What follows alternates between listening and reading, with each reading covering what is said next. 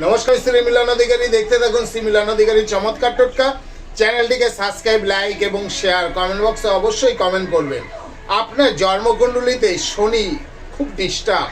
আপনার কেমন শরীরে অলস্য ভাব, আপনার সর্বকার্যে বাধা, কোনো রকম কোনো কিছুতে মনস্থির করতে পারছেন না, এই রকম আপনার অবস্থা সৃষ্টি হয়ে গেছে। আপনার অর্থনৈতিক অবস্থা খারাপ হচ্ছে, আপনার কর্মের জায়গায় শত্রু বৃদ্ধি হচ্ছে, আপনার নানান রকমভাবে আপনি পীড়িত হচ্ছেন। আপনি কি করবেন? আপনি আপনার ঘরে একটি কাঁসার বাটি কিনে নিয়ে আসুন।